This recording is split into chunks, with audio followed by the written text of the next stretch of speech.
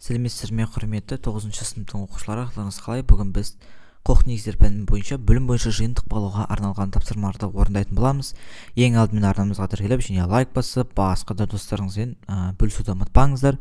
Бізде бөлім мемлекеттік органдардың конституциялық құрылысы, еңбек жағдайлары, неке қию және тоқтату жолдары бөлімі бойынша жиынтық бағалау. Екінші тоқсанға арналған бірінші БЖБ тапсырмаларыңыз. Алғашқы тапсырма: Қазақстан Республикасының еңбек кодексіне сай жұмыскердің еңбек жағдайларын кестеде ажыратып жазыңыз деген. Жалпы бұл жерде алғашқы бұл жұмыскердің құқығы бұл жыл сайынғы ақы төленетін еңбек демалысын беруге. Жалпы кез келген жұмысшы жазда немесе бір жыл өткеннен кейін ақылы еңбек демалысына жалпы шыға алады. Бұл жұмыскердің негізгі құқығы. Келесі бұл еңбек жағдайлары мен еңбекті қорғаудың жай-күйі туралы толық және анық ақпарат алуға. Жұмыскердің міндеті бұл еңбек тәртібін сақтауға. Әрине кез келген жағдайда мысалы орын алуы мүмкін. Бұл әрине егер жұмыскер бұл талаптарды сақтамайтын болса, онда бұл жұмыскердің өзіне немесе компания үшінде үлкен қауіп төндіреді. Мысалы компания үшін әрине бұл шығын, ал жұмыскер үшін бұл әрине денсаулығына үлкен зиян тигізуі мүмкін. Келесі жұмыскердің аптадағы жұмыс уақыты. Бұл жұмыс уақытының қалыпты ұзақтығы аптасына 40 сағаттан аспауға.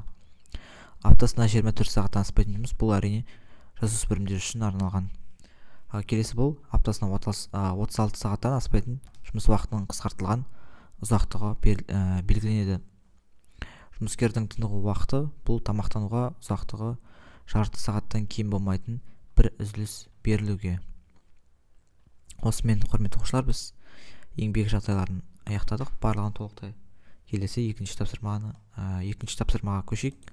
Неке қиюдың және тоқтатылудың екі жолын көрсетіңіз деген.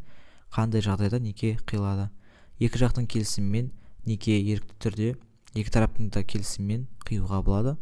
Мемлекеттік органдарда тіркеу ағаш органда екі жақтың қалыптасуымен неке тіркеледі. Қандай жағдайда неке тоқтатылады? Екі жақтың келісімімен ерлі-зайыптылар өзара келісімге келіп некені тоқтата алады. Келесі екіншісі бұл сот шешімімен. Егер бір тараптың өмірінде айтарлықтай қиындықтар немесе құқық бұзушылықтар орын алса, сот некені тоқтату туралы шешім қабылдай алады. Үшінші тапсырма: төмендегі жағдайларды оқып берілген сұрақтарға жауап беріңіз деген. Бұл жерде көбінесе сіздер жағдайларға байланысты тапсырмаларды орындайсыздар. Бұл жерде ерлі-зайыптыларда кәмелетке толмаған екі баласы бар, күйеуі ұзақ уақыт жоқ болғандықтан соттың шешімі бойынша оны хабарсыз кеткен деп таныды. Әйелі қалай және қай жерде некені тоқтата алады? Әйел некені сот арқылы тоқтата алады. Ағаш бөлімінен тіркеуге өтініш берудің қажеті жоқ, себебі күйеуі сот шешімімен хабарсыз кеткен деп танылған. Әйелі сот арқылы некені тоқтату туралы шешім алу тиіс. Келесі бөлігінің тапсырмасы: 18 жасқа толған Арман 16 жасқа толған Әселмен некеге тұруға ағаш бөліміне өтініш жазады. Бірақ ағаш бөліміндегі қызметкерлер олардың арызын қабылдамады. Ағаш органы бөліміндегі қызметкерлер неліктен арыз қабылдамады? Бұл жерде әрине арыз қабылдамаудың бірнеше себептері бар. Бұл әрине жастарының кәмелет жасына толмауы. Мысалы Әселдің жасы 18-ге толмаған, сол себептен әрине арыз қабылдамады. Кей жағдайларда ғана 16 жаста қабылданады. Бұл әрине жағдайларға байланысты. Ағаш қызметкері некені тіркеуден бас тартқан себебі неке және отбасы туралы Қазақстан Республикасының кодексі бойынша 16 жастағы жасөспірімнің некеге тұру заңсыз. Некеге тұру үшін тараптардың кемінде екеуі де 18 жасқа толуы тиіс. Жалпы кәмелет жасқа екеуі де толуы керек. Төртінші тапсырма: Қазақстан Республикасындағы сайлау жүйесі кестесіндегі сұрақтарға жауап беріңіз. Сайлау дегеніміз азаматтардың белгілі бір қызметкерлер, жалпы қызметкерлер немесе лауазымды тұлғалардың таңдау үшін дауыс беру процесі.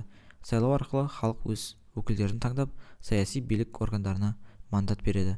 Жалпы сайлауды осы Қазақстанда мысалы ұйымдастыратын болса, бір адам мысалы кандидат болып сол сайлауға жазылады.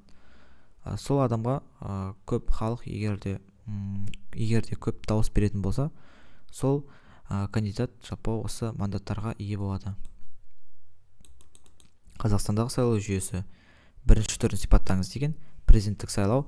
Қазақстанда президент сайлау тікелей жалпы ұлттық дауыс беру арқылы өткізіледі. Президенттің өкілеттілігі 7 жылды құрайды және бір ғана мерзімге сайлануы мүмкін. Ал екінші түрін сипаттайтын болсақ, парламенттік сайлау. Қазақстанда парламент 2 палатадан тұрады. Мәжіліс төменгі палата және сенат жоғарғы палата. Мәжіліс депутаттарының партиялық тізімі бойынша және бір мандаттық округтер бойынша сайлау арқылы таңдайды. Сайлаудың рөлі қандай? Сайлау халықтың билікке қатысты пікірін білдірудің және өз өкілдерін сайлаудың мүмкіндігі. Ал сайлаудың маңызы қандай деген?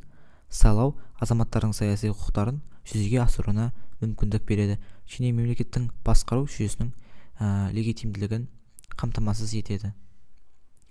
Осымен, құрметті оқушылар, біз тапсырмамызды толықтай орындадық. Бізде дескриптор берілген. Дескрипторда бізде толық балл 15 балл, осы 15 балдың толықтай 15 балын жинап өткен болатынбыз.